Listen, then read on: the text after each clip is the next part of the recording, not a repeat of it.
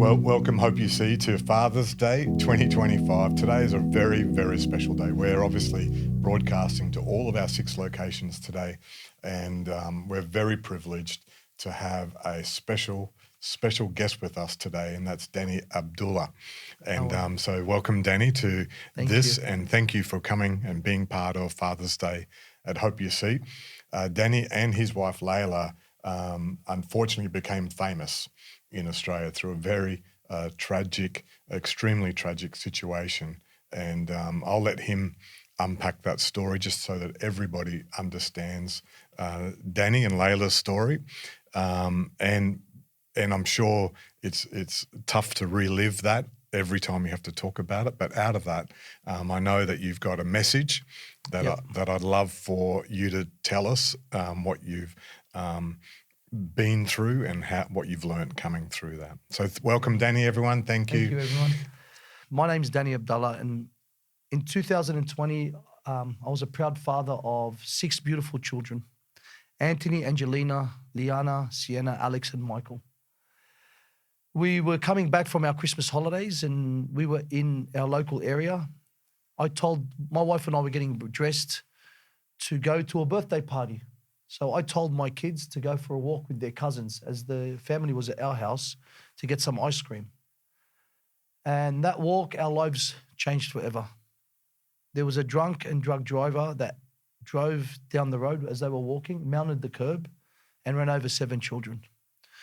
4 children died instantly, which was Anthony, Angelina, Sienna, and their cousin Veronique. My wife and I came to the scene, and I'll never forget it, and we witnessed everything at the time. It was about 2 days later. The media was there. The whole nation had heard about this. And my wife and I, actually the day prior, that night, I said to Leila, we need to honor God through this. All we ever wanted to do was get our kids to heaven, and they're in heaven now. So the next day, Leila spoke to the media. She came back to the scene, and she publicly forgave the driver within 24 to 48 hours. She said, I think in my heart I forgive him, but I want the courts to be fair. We forgive because that's not who we are. We're Christian.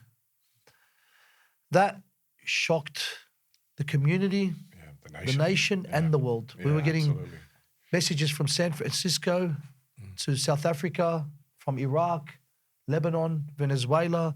People were sending us flowers from across the world.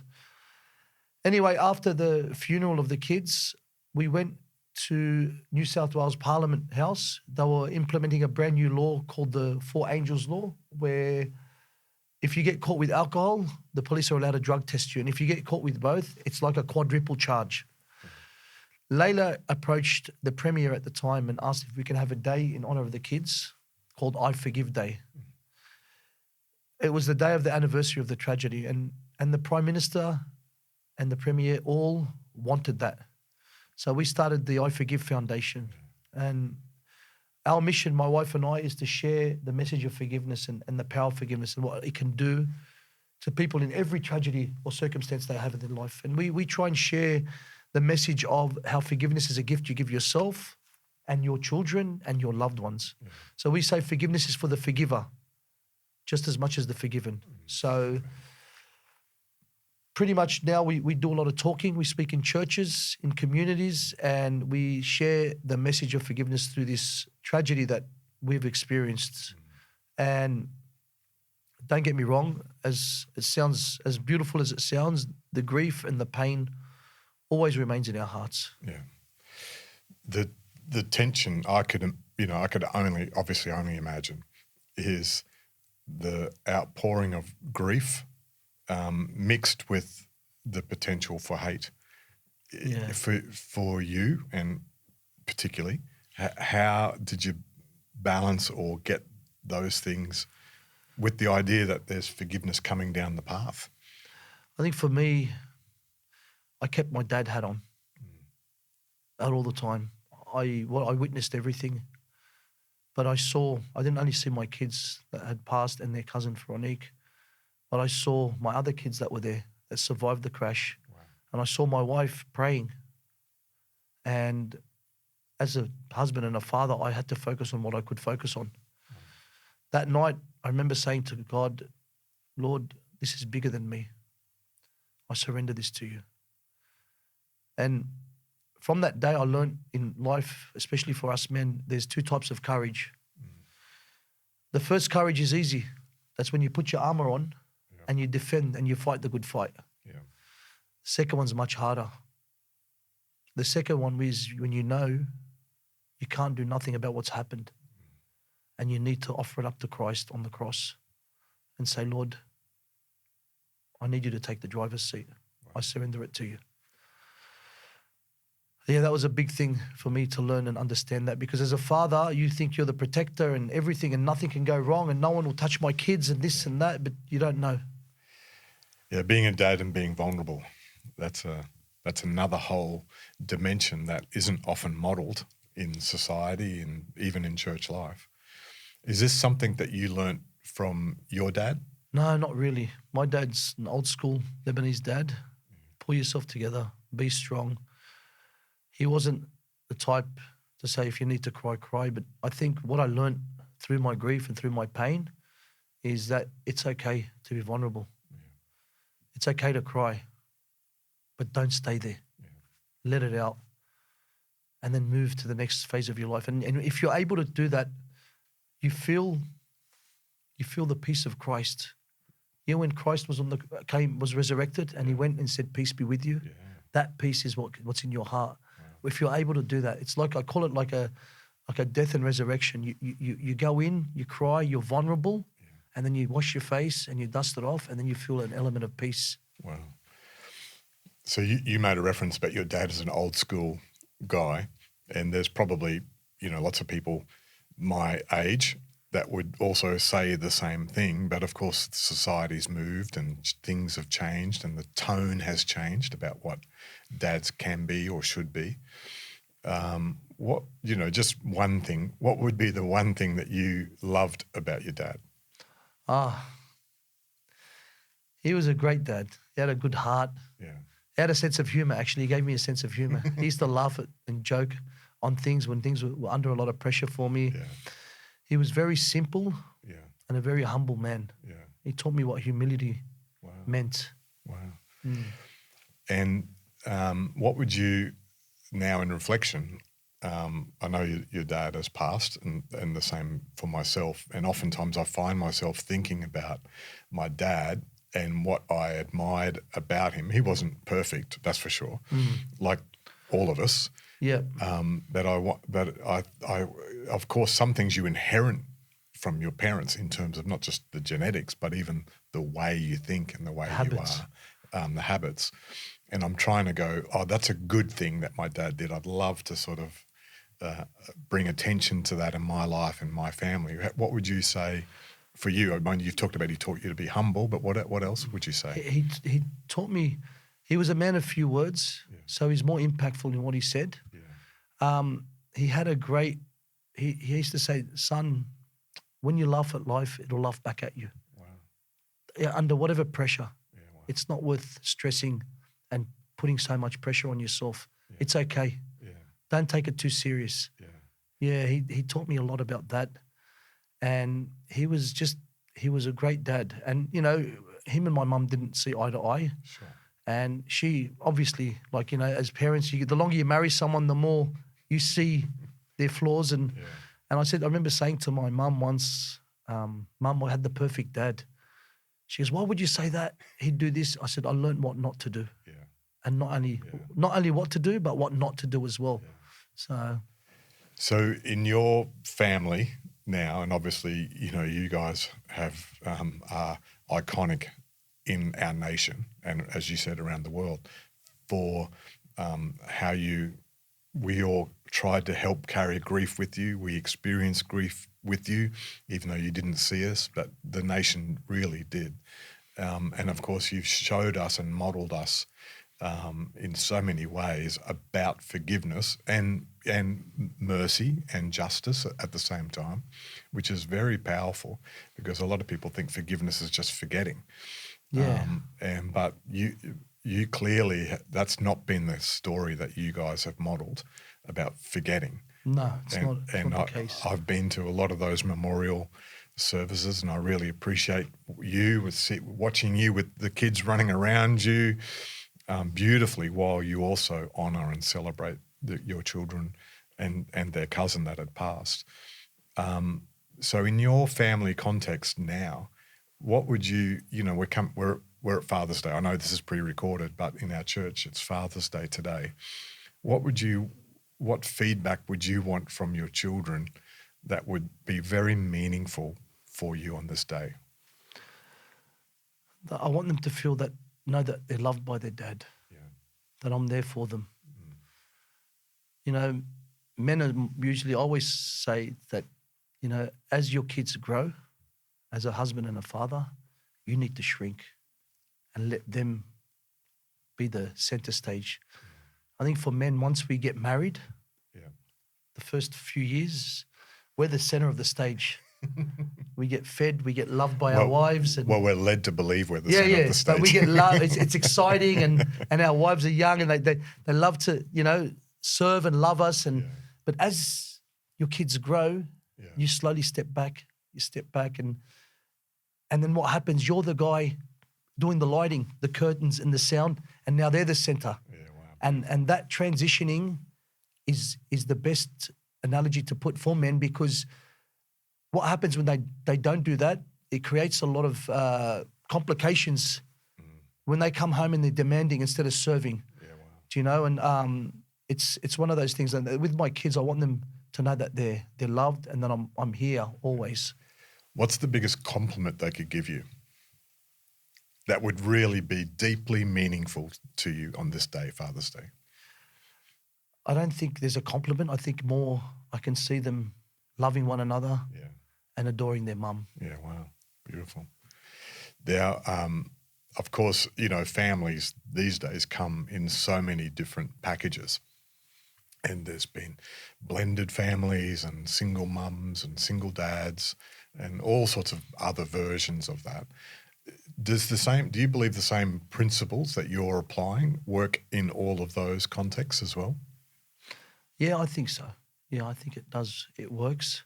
Yeah. I believe it does. And, you know, fathers miss the mark.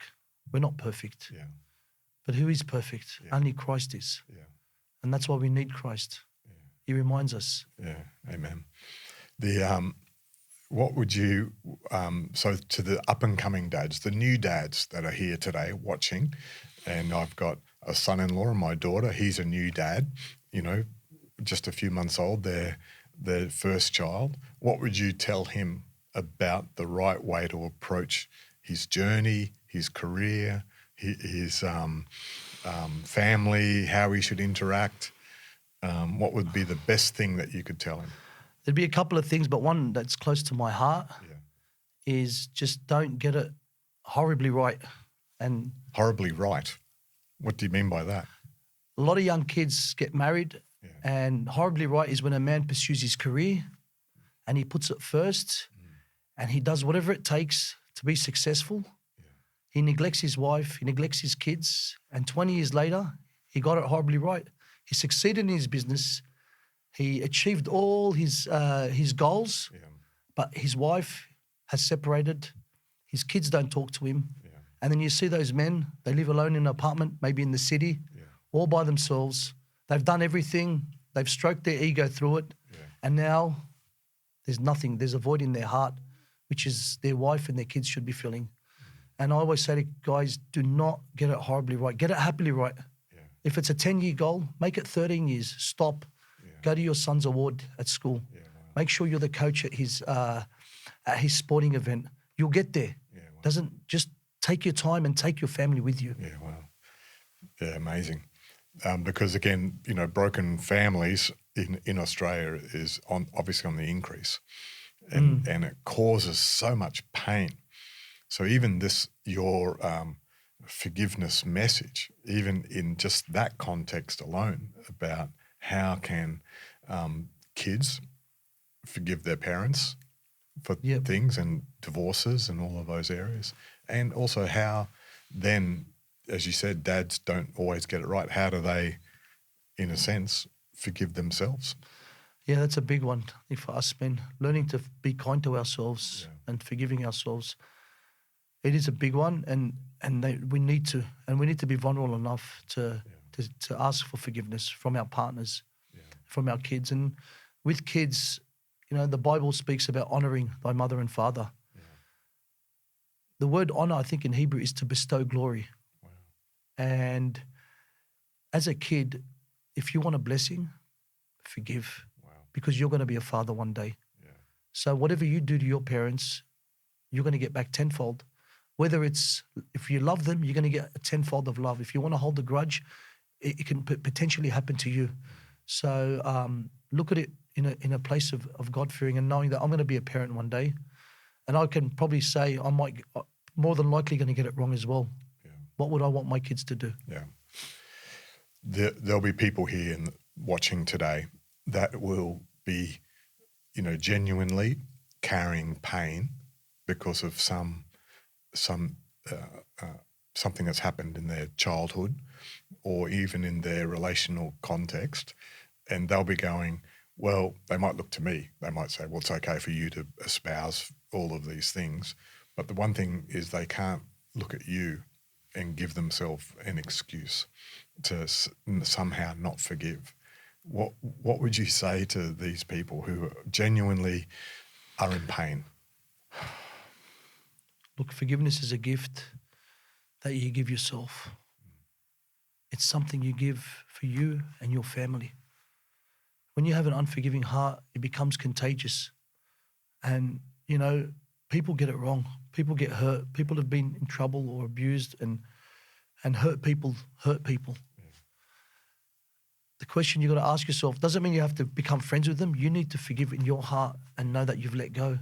Because for as long as you have that pain of what that person's done, he controls you, or he or she would control how you feel. You're actually a slave to your emotions are a slave to them. Yeah. You need to let go. Because once you disconnect and you fully forgive, you can fully connect with God. Wow. And for you, I know you've not only done that, but you've put that into action as well. Yes. I forgave the driver as well. And through my act of forgiveness, I was able to visit him.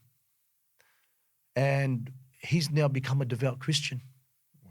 And I remember meeting him that day. And I asked him, I go, why? What made you become a Christian? Yeah.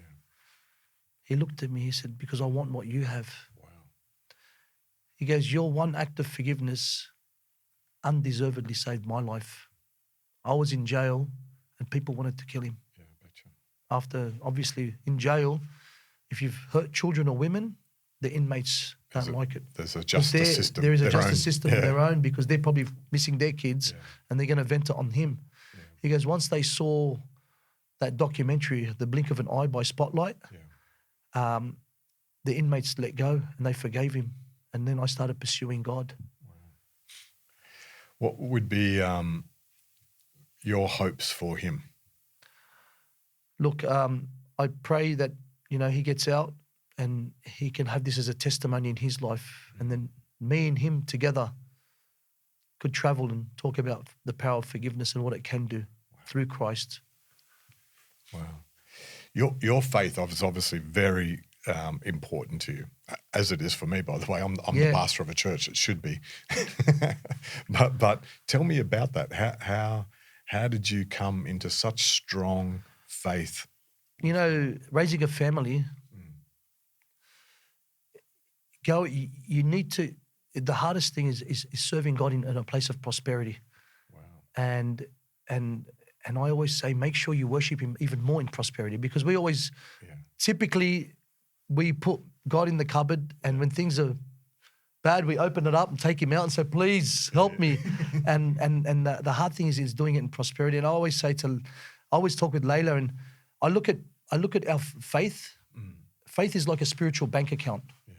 Every time you go to church, every time you do a good deed, every time you forgive, you're actually depositing in this place, in this account. Yeah. And then what happens, Leila and I were able to deposit over the years with our kids. We'd pray, we'd go to church, we'd read the Bible. Then our spiritual GFC came and we were able to cash out. Wow. And we were able to cash out and that kept us up. But it was when the times when we didn't need God and we were worshiping him, we were able to store for that rainy day which came with our kids. Wow. So I believe faith is important. And even with men, I tell them, whether you believe in God or not, it's your child's God-given right to show him God. Whoa. Amen to that. Because when they have their lives turned upside down, you've actually fully equipped them to get on their knees and worship. Yeah. Over these years, since the passing of your children, I could imagine between you and Leila that there'd be different seasons where you might be doing well and managing grief and she might be in the valley. Yeah. And then other times when she's strong and at the top of the mountain and you might be in the valley. Between the two of you, how does that, I'm guessing, I don't know you're that. right. And the funny thing is, both of us, whenever I'm strong, she's weak. Yeah. And whenever she's strong, I'm weak. Yeah. And I just see God, he's never made us both weak at the same time. Yeah. And Leila and I, we're in the minority now. 65% of marriages fail after losing a child, let alone 3. Yeah. So our journey, our problems get magnified. And don't get me wrong, we argue better than any couple, even to this day. So we're not people that just things are okay. No. Yeah. There's days where she's having a bad day and I'm having a bad day and we clash. But and that's perfectly normal. Some people might say Middle Eastern people argue well anyway. We do a good job. So, but Leila said something to me once, I'll never forget. She said, Danny, how can I leave you? You remind me of Anthony. Wow. You act like Angelina. Wow. And you look like Sienna. Wow. And if only couples could see their partners, see their children through their partners, and appreciate their character, they would be a lot more content with what they've got. Wow. Beautiful. Beautiful. On today, Father's Day, traditionally most Aussies will get socks and jocks from their kids. What are you hoping for? Look, I'm not a present person. I'm the type, and Leila will tell you, on my birthday, I take my kids to a toy shop and I get them a present. So they remember my birthday. I say, look, because I don't want anything. I just want my kids happy. Yeah. And that's all I care about. Yeah. So probably just a meal. We get together. We get the extended family. We go to Rookwood Cemetery. Yeah. I go there early in the morning. I visit my kids and I say a prayer and I'm pretty vulnerable there and I have my cry and tell them how much I miss them. And then I wash my face and I get home and the kids will spend a day with them. That's all I want. Yeah, good. What's on your barbecue for Father's Day? We have a Lebanese barbecue. I know. The kafta, the meat, the chicken, the garlic. Yeah. So, Come on. Leila won't come near me for 2 days with the garlic breath I get. So. Are you standing in front of the barbecue or you got someone else helping? Nah, I'll probably have a crack. I love it. It's nice to serve. Yeah, wow. And when you look at your kids now, today, what aspirations do you have for them?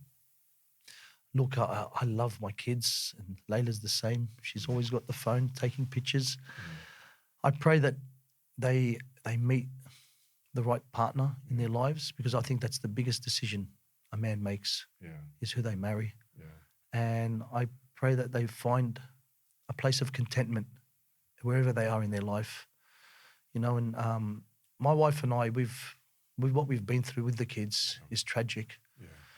But, Leila and I always talk about our goals, and our greatest goal is for our kids, for us to carry the grief and help them through it, that they can dare to dream again and not worry about the tragedy that happened. And it's working.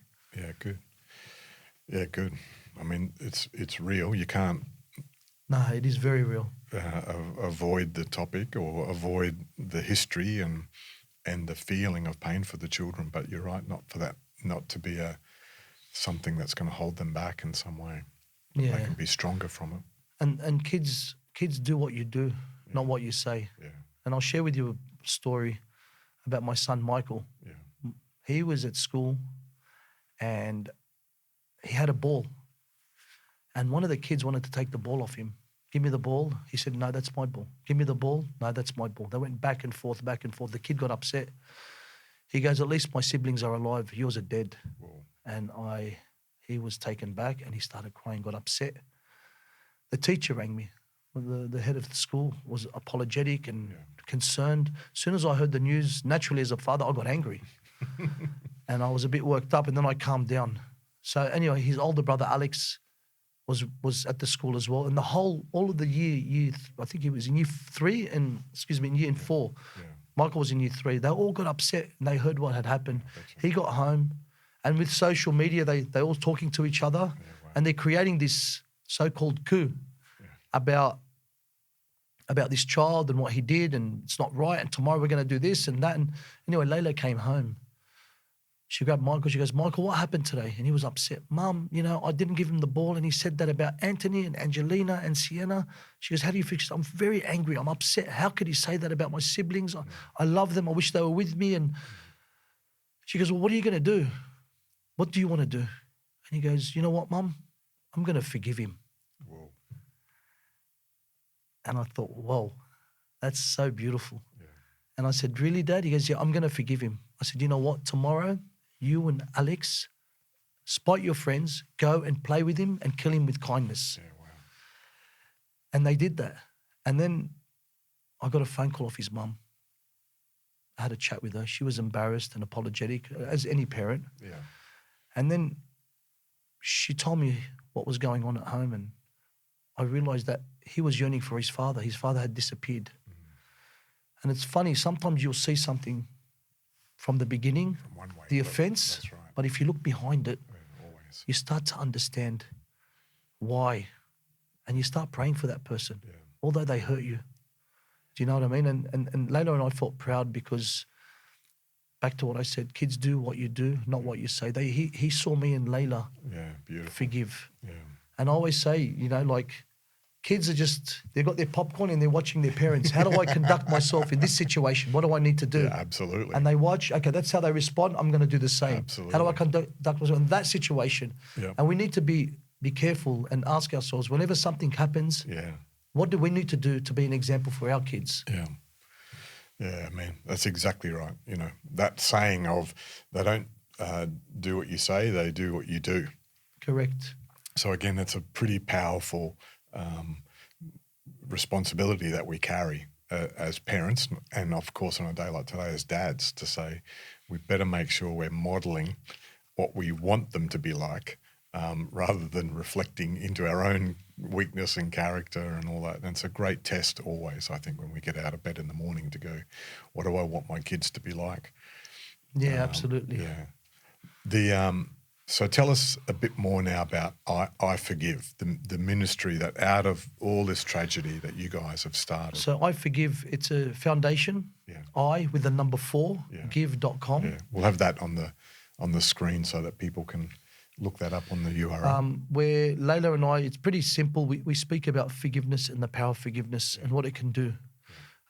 We've spoken at events. Stand Tall, Leila spoke. It's a big school event and a lot of kids felt impacted. I spoke at the juvenile jail for younger kids about the power of forgiveness. We've had an event, Bulldogs and Parramatta, the I4Give Cup. Of course you want Parramatta to win, right? Sort of, the Bulldogs. But it's a message of forgiveness and what it can do to your lives and how it can impact your loved ones. We've even partnered with Prison Fellowship, and they've got a forgiveness project, which is a 6-week course, and it's our story as a part of it with the sycamore tree.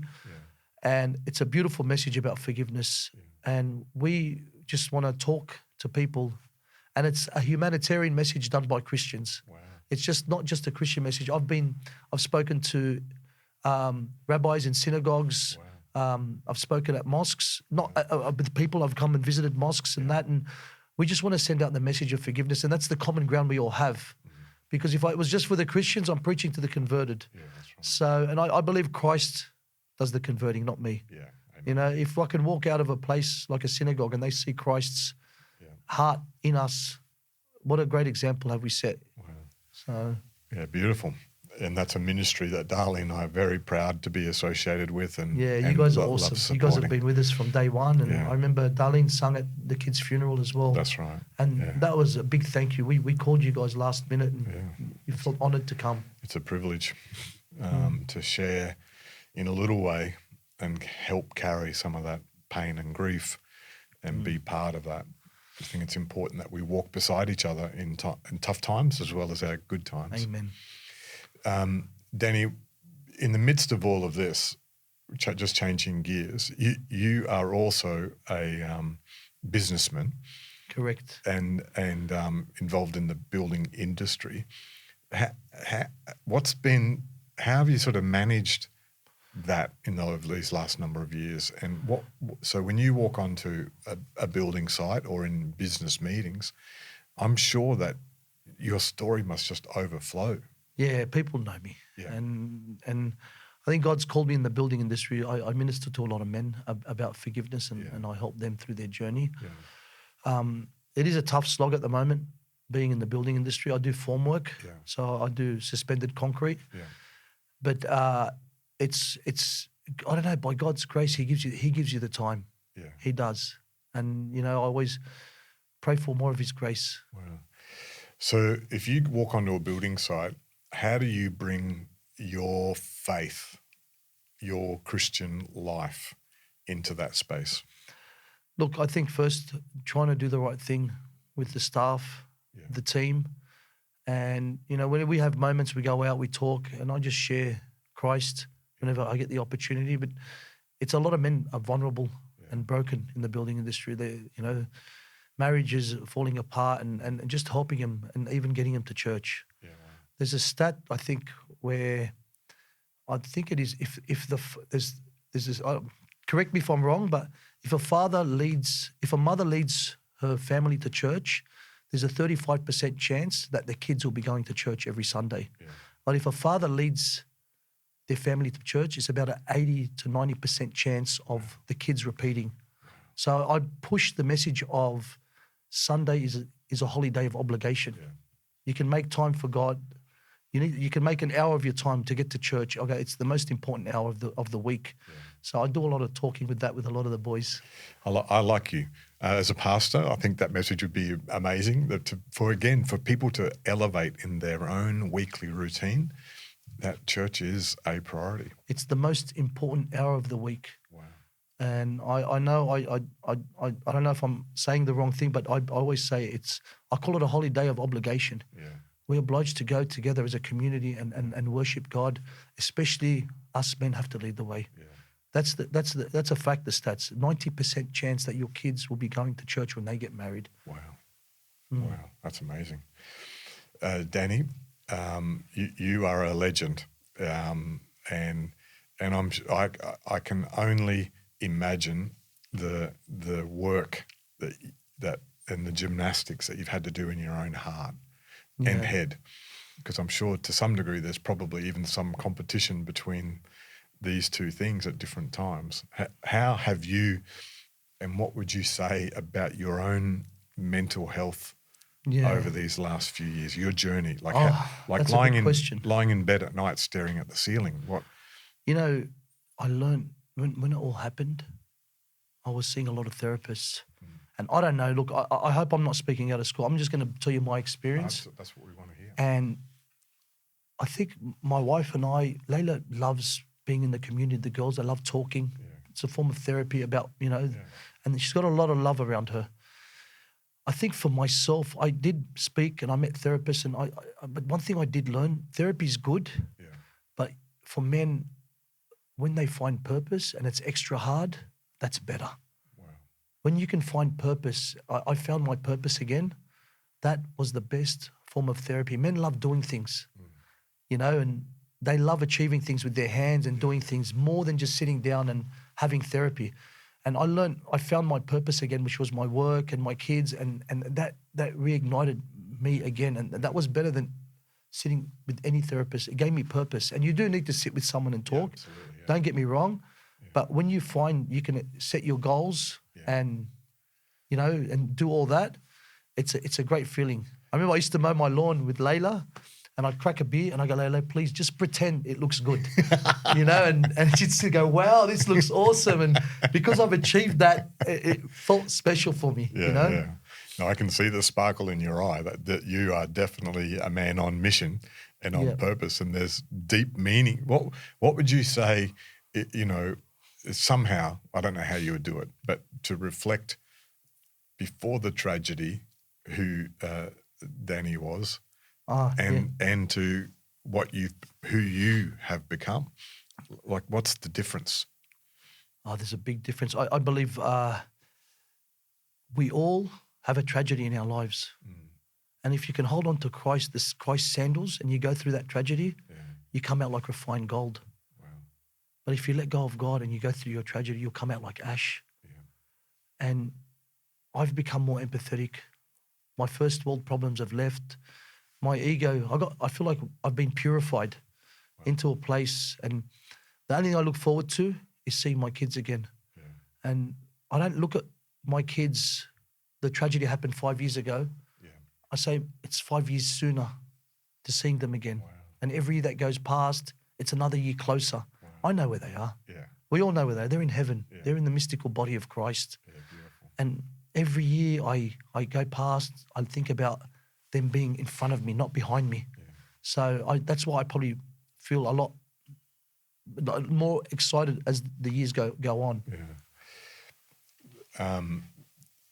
The grief that you guys experienced and I'm sure still are experiencing is one thing for most normal people to process and manage and get to the other side.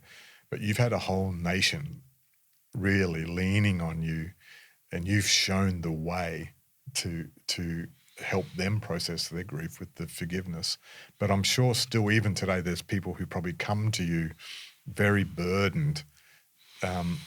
There must be some limits about what you can actually take on. Look, I've become a dad that as soon as I hear someone's lost a child, a father, I go and visit them. Yeah. I talk to them. This is a couple of ministries. One of my ministries I do as well. Yeah. Look, the grief is real. Don't get me wrong. I had my son Anthony's birthday about a month ago, and the anticipation was painful. Wow. He would have been 20. You start thinking. I went to the cemetery at 6 a.m. by myself, and I cried for about 20 minutes. Wow. How much I miss him and how much I wish he was with me. I washed my face and went to work. But the best way, I think, I always say, learn to pay your pain forward. You know, what I've experienced, when I can help others that are experiencing that, it actually helps me just as much as them. Wow. So when you say that, what practically, what would you be doing? When I say I just sit down and I listen. Yeah. I hear what they have to say, let them out. I try and speak to them about the courage to be vulnerable. Yeah. It's okay. Yeah. Don't bottle it up. If you bottle it up, you start scathing the ones you love, because it has to come out some way. Yeah. And they see that. They, oh yeah, you're right. I am snappy, and then, you know, show them about there's a way you just let it out, and then it's their grief is different. Everyone grieves differently, and then they go on a journey, and I just check in and see how they're going, and then life, and see where they are in their life. Because, you know, the opposite to that is some people see pain and tragedy and they actually withdraw from that pain to say, well, I'll leave you alone because I know you're in pain. And you're saying the opposite. You're saying you go towards that. The thing about probably the Lebanese culture, they're pretty much the opposite. They like to intrude. If someone like goes through something, you're going through a tragedy in your life, someone will cook a meal and send it. Yeah. You'll always have someone keeping you company, because they know when you're on your own, that's when you start thinking and you start overthinking and you start taking yourself to a place. So they're all swapping shifts, and you have couples coming over, and I always say, intrude. Yeah. Be that person. Yeah, because in a few years' time, they're going to look back and they say, man, The ones I thought were going to be next to me aren't, and these strangers that have come, they've become part of my family, and that's what happened to us. Yeah, wow. Yeah, I agree. I think that the idea that, you know, even in our own, for Darlene and I, our own personal journey, there was times when people did do that when we were, you know, in a low point, and we were like so blessed that they did, even though it was uncomfortable and awkward. But on After an hour, it felt comfortable. Oh, absolutely. The ice would break, yeah. And now we've loved it. In reflection, we sort of go, oh, I wish more people did that. And of course, for me personally, I won't speak for Darlene, I was the person who would always say, oh, there's some tragedy there, I'll just give them some space.